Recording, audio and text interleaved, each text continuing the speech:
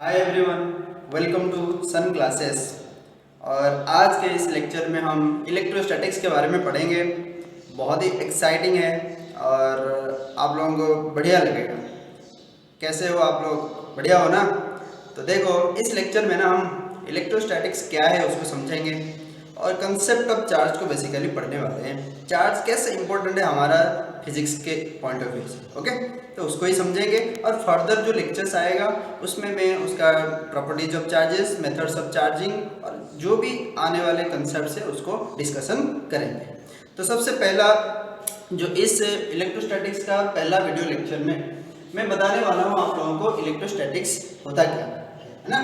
तो देखो, पहले इलेक्ट्रोस्टैटिक्स, स्टैटिक्स का मतलब तुमको मैं जब 11th में पढ़े थे ना स्टैटिक्स और डायनामिक्स, उस समय बताया था कि स्टैटिक्स का मतलब होता है रेस्ट, ओके? तो यहाँ पे इलेक्ट्रोस्टैटिक्स ये फिजिक्स का एक ब्रांच है जिसमें हम चार्जेस एट रेस्ट में उसके बारे में, जो स्टैटिक चार्जेस है उनके बारे में पढ़ते हैं। स्टैटिक चार्ज है क्या और स्टैटिक चार्ज का क्या क्या प्रॉपर्टीज, जैसे कि इलेक्ट्रिक फील्ड क्या है, इलेक्ट्रिक पोटेंशियल क्या है, कैपेसिटेंस क्या है, इलेक्ट्रिक फ्लक्स क्या है, वो सारे चीज़ें है ना, सारे कंसेप्ट स्टैटिक चार्ज के साथ रिलेटेड है और वो सारे कंसेप्ट्स को हम इलेक्ट्रोस्टैटिक्स के अंदर पढ़ेंगे। तो देखो, स्टैटिक चार्ज क्या है? चार्ज जब रेस्ट में रहता है उसको स्टैटिक चार्ज बोलते हैं और जब चार्ज फ्लो करने लगता है उसको डायनामिक चार्ज बोलते हैं। बात है समझ में? और चार्ज जब एक्सीलरेट करने लगता है उसको एक्सीलरेटेड चार्ज बोलते हैं। ये क्लियर हो गया? तो स्टैटिक चार्ज और उसके प्रॉपर्टीज के बारे में इलेक्ट्रोस्टैटिक्स में हम पढ़ने वाले हैं और आपके फिजिक्स 1 के चैप्टर नंबर 1 से चैप्टर नंबर 4 तक ये इलेक्ट्रोस्टैटिक्स में आ जाता है, जैसे कि electric field, electric potential, Gauss law and its application और कैपेसिटेंस। तो ये 4 चैप्टर्स इलेक्ट्रोस्टैटिक्स का है और ये 4 चैप्टर 7 मार्क्स का है। तो इसीलिए तो वीडियो लेक्चर्स चल रहा है, क्लासरूम नहीं चल रहा है, तो इसलिए मैं बहुत ही कंसेप्चुअल रहूँगा, थोड़े थोड़े एग्जाम्पल भी कराऊंगा और आगे बढ़ते जाऊंगा, ठीक है? तो अब देखो, तो इसका डेफिनेशन यही हो जाएगा कि the branch of physics that deals with the charges at rest, ये सबसे इंपॉर्टेंट लाइन है। And there characteristic properties like field, potential etc. is called as electrostatics. Similarly electrostatics के अलावा ना इलेक्ट्रोडायनामिक्स भी है, मतलब जिसमें डायनामिक चार्जेस, फ्लोइंग चार्जेस के बारे में, उसकी प्रॉपर्टीज के बारे में हम पढ़ते हैं। मतलब चार्ज जब फ्लो करते हैं उसके रिगार्डिंग क्या क्या चीज़ें एसोसिएट हो जाता है उनके साथ, तो उसको पढ़ते हैं इलेक्ट्रोडायनामिक्स के अंदर। और सिमिलरली मैग्नेटोस्टैटिक्स है, मैग्नेटोडायनामिक्स है और फिर इलेक्ट्रिसिटी और मैग्नेटिज्म को जोड़ के इलेक्ट्रोमैग्नेटिज्म भी है। तो ये अलग अलग फिजिक्स के ब्रांचेस हैं जिसमें अलग अलग तरह के चार्ज और मैग्नेट के बारे में हम अध्ययन करते हैं। बात है समझ में? तो अब देखो, तो ये तो हो गया इलेक्ट्रोस्टैटिक्स का डेफिनेशन। अब देखो, इसमें मैं बता दे रहा हूँ आप लोगों को कि चार्ज का जो कंसेप्ट है ना, फंडामेंटल कंसेप्ट ऑफ चार्ज, अगर आप लोगों को फिजिक्स को बढ़िया से पढ़ना है, 12th फिजिक्स को बढ़िया से पढ़ना है, तो चार्ज को समझो। चार्ज है क्या इसको समझो, क्योंकि चार्ज को बिना समझे ना तुम फिजिक्स 1 पढ़ सकते हो ना तुम फिजिक्स 2 पढ़ सकते हो। मैं शुरू से भी बता रहा हूँ, अभी भी बता रहा हूँ, फिर भी स्ट्रेस दे रहा हूँ, क्योंकि चार्ज जब रेस्ट में रहता है ना, वो इलेक्ट्रोस्टैटिक्स आ गया।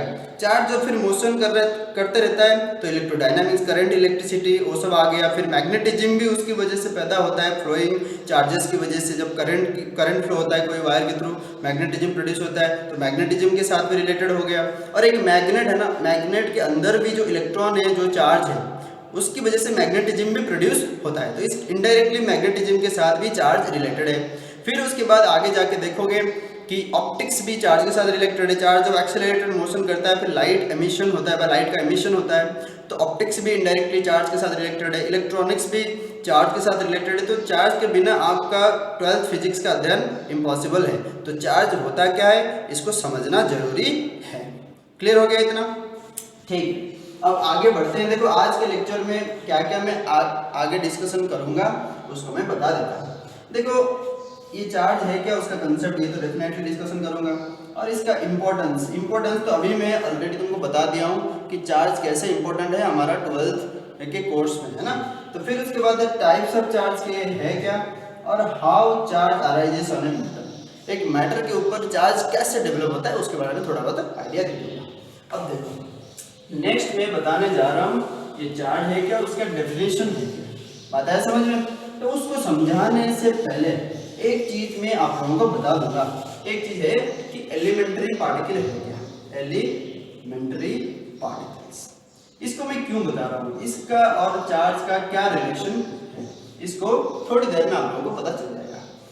देखो एलिमेंट्री पार्टिकल्स वो सारे पार्टिकल्स है जिससे पूरा यूनिवर्स बना हुआ है। ओके, तो देखो पूरा यूनिवर्स मैटर और एनर्जी से बना हुआ है, और अगर एनर्जी को माइनस करोगे तो मैटर, प्योर मैटर की बात करेंगे हम।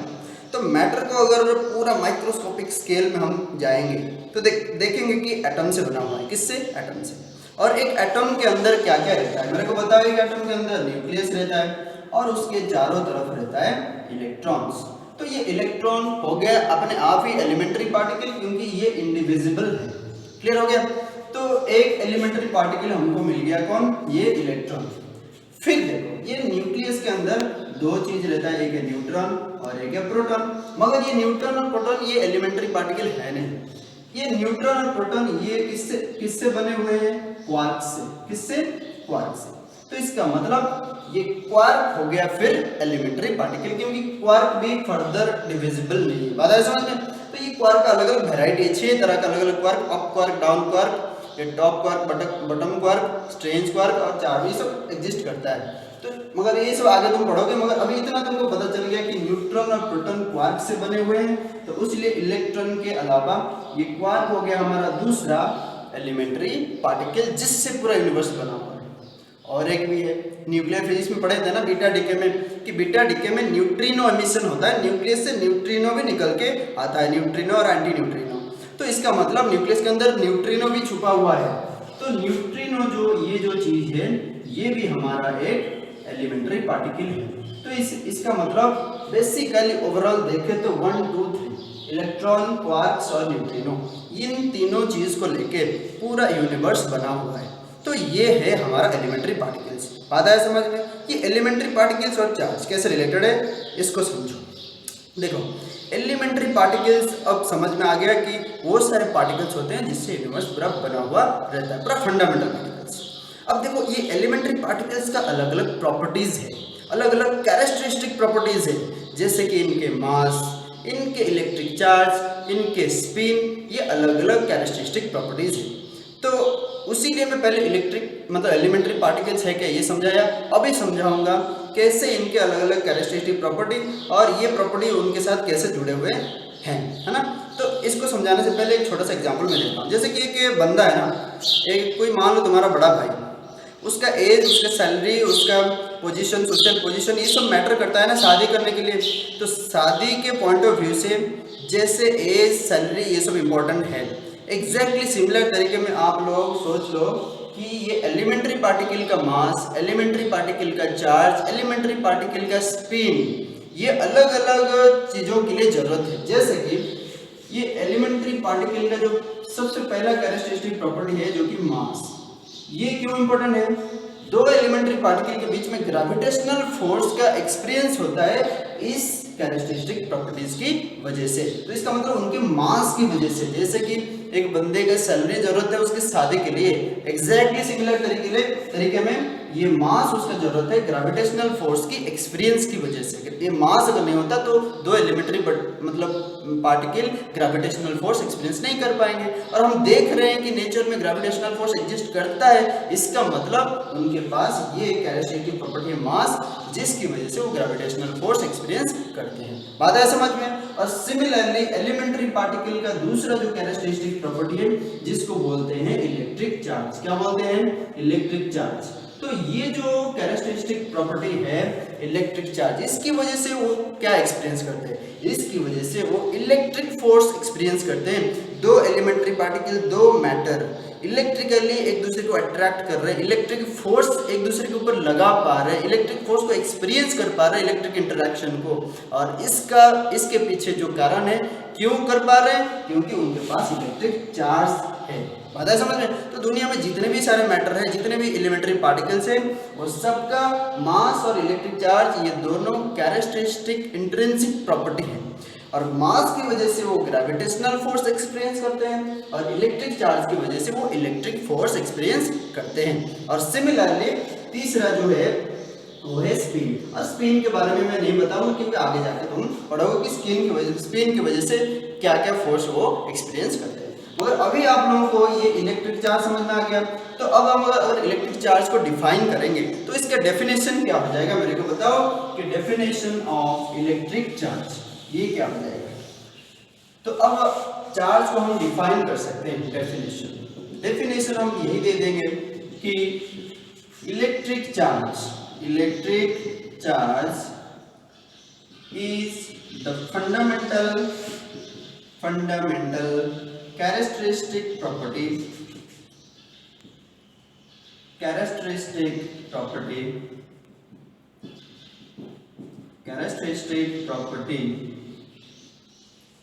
of every elementary particle due to which they experience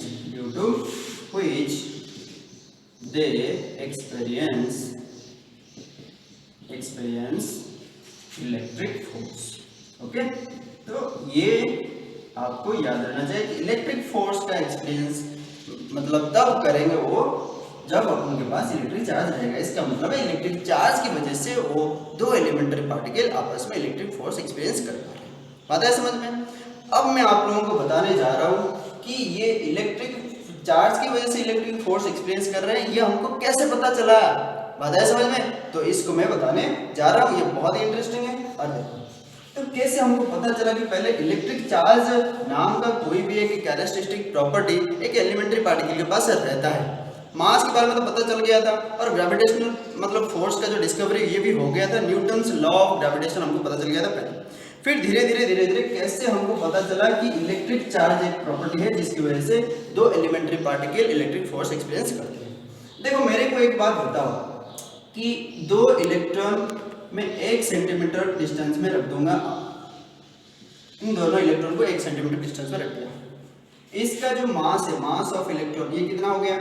ये हो गया 9.1 10⁻³ kg, और ये भी हो गया ये 9.1 10⁻³ kg।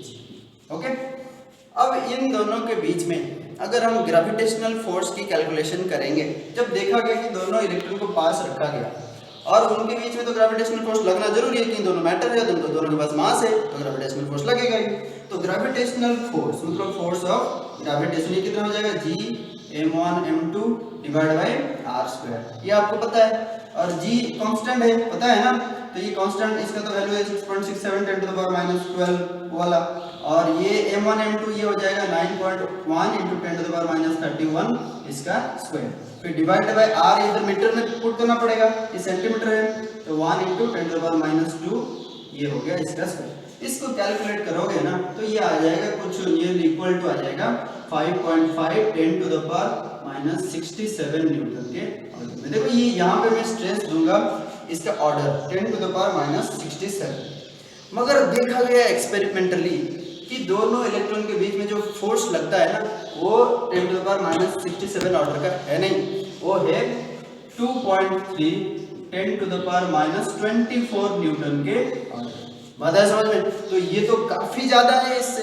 तो ये फोर्स क्यों लग रहा है जबकि ये लगना चाहिए कि दोनों के पास मास है और दोनों के बीच में ग्रेविटेशनल फोर्स फार्मूला से हमको पता चल गया कि इतना होना चाहिए, मगर फोर्स हम एक्सपेरिमेंटली देखें कि इतना है।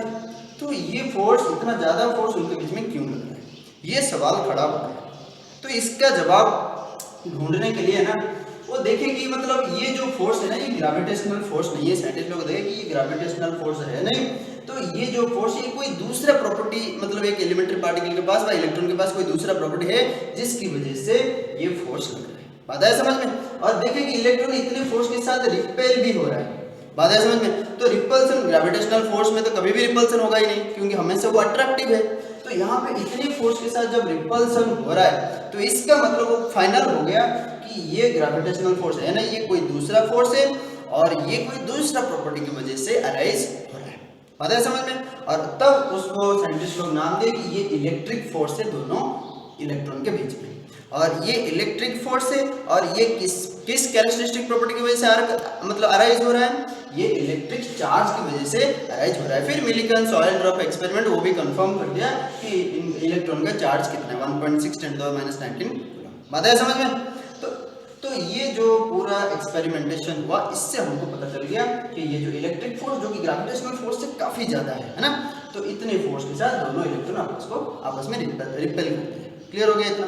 अब देखो दो न्यूट्रॉन के बीच में ना, दो न्यूट्रॉन को अगर रखेंगे, दो न्यूट्रॉन, इधर एक न्यूट्रॉन रखा, इधर भी एक न्यूट्रॉन रखा, 1 सेंटीमीटर डिस्टेंस, ओके, तो और दोनों के बीच में फोर्स कैलकुलेट किया गया और देखा गया कि इन दोनों के बीच में जो फोर्स है 10⁻60 न्यूटन के ऑर्डर में।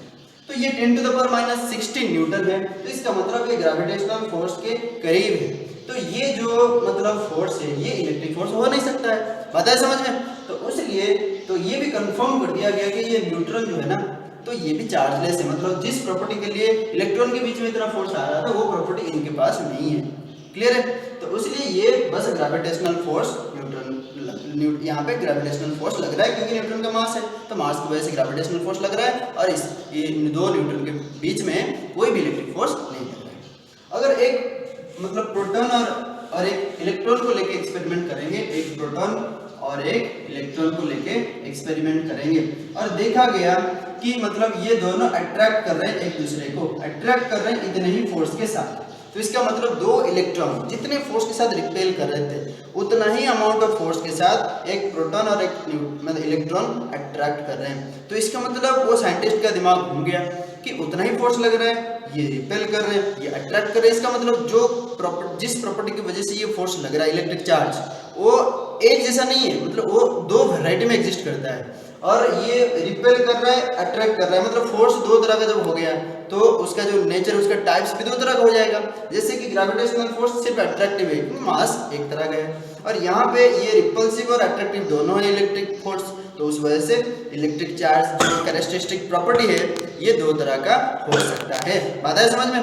तो ये पॉजिटिव और नेगेटिव हो सकता है, और वो बाय कन्वेंशन ये इलेक्ट्रॉन का चार्ज को नेगेटिव और इसके चार्ज को पॉजिटिव दे दिए। इतना बात आया समझ में? तो ये पूरा एनालिसिस था कि कैसे हमको पहले पता चला कि इलेक्ट्रिक चार्ज एक प्रॉपर्टी है due to which elementary particles experience a force of electrostatic attraction और रिपल्सन। इलेक्ट्रिक फोर्स एक्सपीरियंस करते हैं और इलेक्ट्रिक चार्ज प्रॉपर्टी की वजह से, और ये हमको पता चला।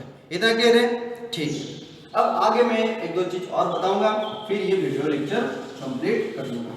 देखो, तो आगे मैं आप लोगों को बताने जा रहा हूं कि ये कैसे अराइज होता है इलेक्ट्रिक चार्ज। देखो बेसिक मेरे को बताओ, कोई भी एटम को देखेंगे न्यूट्रॉन, फिर उसके चारों तरफ इलेक्ट्रॉन आता है। फॉर एग्जांपल ऑक्सीजन एटम की बात कर रहे हैं, ऑक्सीजन का कितना 8 प्रोटॉन रहता है, 8 इलेक्ट्रॉन रहता है कि नहीं रहता है? ये उसका बेसिक कॉन्फ़िगरेशन है, इलेक्ट्रॉनिक कॉन्फ़िगरेशन, और ये नेचर ने ऐसे ही बनाया है ऑक्सीजन एटम को। तो इसके अंदर 8 प्रोटॉन रहेंगे और उसके चारों तरफ ये 8 इलेक्ट्रॉन रहेंगे। ये नेचुरल कॉन्फ़िगरेशन है। मगर जब इस कॉन्फ़िगरेशन में डिफॉर्मेशन आएगा, इसमें बदलाव आएगा, तब डेवलप करेगा इसके ऊपर इलेक्ट्रिक चार्ज। और बदलाव कैसे आता है? देखो ये तो इसके अंदर फिक्स रहता है, ये बाहर नहीं निकलता है प्रोटॉन, तो इलेक्ट्रॉन आसानी से अंदर बाहर हो सकता है क्योंकि थोड़ा दूर रहता है न्यूक्लियस से, है ना। तो इसलिए मान लो एक ऑक्सीजन एटम वो एक इलेक्ट्रॉन को क्या कर दिया, लॉस कर दिया। एक इलेक्ट्रॉन को जब लॉस कर दिया तो उसके पास 8 प्रोटॉन रहेगा जो कि पॉजिटिव है, और फिर 7 इलेक्ट्रॉन रहेगा। तो यहाँ से 1 पॉजिटिव चार्ज उसके एटम के ऊपर डेवलप हो जाएगा। पता है समझ में? और सिमिलरली अगर एक इलेक्ट्रॉन को गेन करेगा, उस केस में कितना हो जाएगा, 8 प्रोटॉन तो रहेगा और 9 इलेक्ट्रॉन हो जाएगा। तो इस केस में एक नेगेटिव चार्ज को गेन करेगा। तो इसका मतलब पॉजिटिव और नेगेटिव जो दो तरह का चार्ज है, ये कोई भी मैटर के ऊपर डेवलप होता है तब जब उसका बेसिक इलेक्ट्रॉनिक कॉन्फ़िगरेशन में चेंज आता है। और वो चेंज कब आता है? जब इलेक्ट्रॉन बाहर अंदर बाहर होते रहता है। तो इलेक्ट्रॉन के अंदर बाहर होने के कारण ये इसके ऊपर, कोई भी मैटर के ऊपर चार्ज डेवलप होता है। क्लियरली समझ में आ गया? अब लास्ट में एक चीज बता देता हूँ, ये दो तरह का जो चार्ज है, पॉजिटिव और नेगेटिव, और ये कैसे पता चला, इसके लिए एक एक्सपेरिमेंट हुआ था। जैसे कि ये सिल्क रॉड है ना, ग्लास रॉड, देखो ये ग्लास रॉड और एक सिल्क क्लॉथ है ना, ये दो एक्सपेरिमेंट किए हैं, और एक इबोनाइट रॉड और एक है कैट्स फॉर है ना। तो इसको इसके साथ रब किया गया, बात है समझ में। फिर इसको इसके साथ रब किया गया, तो जो ग्लास रॉड सिल्क क्लॉथ के साथ रब किया गया और इबोनाइट रॉड कैट फॉर के साथ रब किया गया, देखा गया। फिर इन दोनों को आपस में जोड़ दिया गया और ये दोनों आपस में अट्रैक्ट किए, क्या किए, अट्रैक्ट किए। तो इसका मतलब एक ग्लास रॉड जो कि सिल्क क्लॉथ के साथ मतलब जिसका फ्रिक्शन हुआ है, वो इबोनाइट रॉड जिसका कि फ्रिक्शन हुआ है कैट के फर उसके स्किन के साथ, तो ये दोनों आपस में अट्रैक्ट कर रहे हैं। फिर क्या किया गया, फिर दो ग्लास रॉड जो कि दो सिल्क क्लॉथ के साथ फ्रिक्शन जिसका हुआ था, उन दोनों को आपस में लाया गया और वो दोनों रिपेल करने लगे, दूर जाने लगे। तो दो ग्लास रॉड एक दूसरे से रिपेल करने लगे, एक ग्लास रॉड और एक इबोनाइट रॉड है ना, तो ये दोनों आपस में अट्रैक्ट करने लगे। तो इसका मतलब है दो अलग अलग तरह का फोर्स, इलेक्ट्रिक फोर्स यहाँ पे एग्जिस्ट करता है। तो यहाँ पे फोर्स ऑफ रिपल्सन और यहाँ पे फोर्स ऑफ अट्रैक्शन, बात है समझ में। तो इसका मतलब जो इलेक्ट्रिक चार्ज फ्रिक्शन करने के बाद इनके ऊपर डेवलप हो रहा है, तो वो इलेक्ट्रिक चार्ज एक नहीं है, वो भी दो तरह का एग्जिस्ट करता है। तो इसलिए बोला गया कि यहाँ पे जब ग्लास रॉड को सिल्क क्लॉथ के साथ फ्रिक्शन कर दोगे, यहाँ पे पॉजिटिव चार्ज, यहाँ पे नेगेटिव चार्ज डेवलप हो जाएगा। और सिमिलरली इस केस में इसका नेगेटिव चार्ज, इसका पॉजिटिव चार्ज हो जाएगा, और जब इन दोनों को पास लाया जाएगा तो अट्रैक्शन होगा पॉजिटिव नेगेटिव के बीच में, और दो ग्लास रॉड को ले आएंगे तो रिपल्सन होगा क्योंकि सेम चार्ज। तो इसलिए आप लोगों को अब इतना पता चल गया कि इलेक्ट्रिक चार्ज है क्या, इलेक्ट्रिक चार्ज का कंसेप्ट है क्या। इलेक्ट्रिक चार्ज का कंसेप्ट यही है कि इट इज ए बेसिक मतलब intrinsic physical property of every elementary particle because of which they experience the electric force, है ना। तो ये हो गया उसका डेफिनेशन। अब फिर हम समझ गए कि कैसे हमको पता चला कि ये इलेक्ट्रिक चार्ज एक प्रॉपर्टी है जिसकी वजह से इलेक्ट्रिक फोर्स एक्सपीरियंस होता है। वो एक्सपेरिमेंट बताया फोर्स वाला, ग्रेविटेशनल फोर्स और इलेक्ट्रिक फोर्स, तो वहाँ से ये चीज़ पता चल गया। फिर पता चल गया हमको कि ये कैसे दो तरह का एग्जिस्ट कर रहा है, क्योंकि दो तरह का फोर्स है, ये बेसिक कंसेप्ट है। फिर कैसे डेवलप होता है एक ऑब्जेक्ट के ऊपर चार्ज, ये भी बता दिया, और चार्ज का इंपॉर्टेंस भी बता दिया। आगे फिजिक्स के सारे चैप्टर्स के लिए, सारे कोर्स के लिए कैसे चार्ज बहुत इंपॉर्टेंट है। ओके, तो आई होप कि आपको ये वीडियो अच्छा लगा। अगर अच्छा लगा आप लोग बताओ। और ये हमारा इलेक्ट्रोस्टैटिक्स का जो जर्नी है ये शुरू हो गया है। अब तो इंट्रोडक्टरी क्लास ये था, मान लो इंट्रोडक्टरी क्लास में थोड़ा बहुत आइडिया दे दिया, और नेक्स्ट क्लास से मतलब कोर्स और सिलेबस वाइज हम लोग आगे बढ़ेंगे और इलेक्ट्रोस्टैटिक सीरीज देखेंगे, किसको किसके साथ रब करेंगे, तो कौन सा चार्ज किसके ऊपर डेवलप करेगा उसको देखेंगे। फिर मेथड्स ऑफ चार्जिंग देखेंगे, मतलब चार्जिंग कितने अलग अलग मेथड से हो सकता है। फिर आगे जाके देखेंगे चार्ज का मतलब प्रॉपर्टीज़ क्या है ना, बेसिक प्रॉपर्टीज उसका क्या है, जिससे मतलब सवाल आता है बोर्ड में। तो वो सारे आने वाले वीडियो लेक्चर्स में मैं बताऊंगा, है ना। तो इस तरह का छोटे छोटे वीडियो रहेगा, और फिर कोर्स धीरे धीरे हमारा आगे बढ़ता रहेगा। सबके साथ शेयर करो, और यहाँ पे ऊपर जो सब्सक्राइब बटन है उसको दबाओ और सब्सक्राइब करते जाओ और मेरे को एनकरेज करो। ओके, तो सी यू नेक्स्ट टाइम।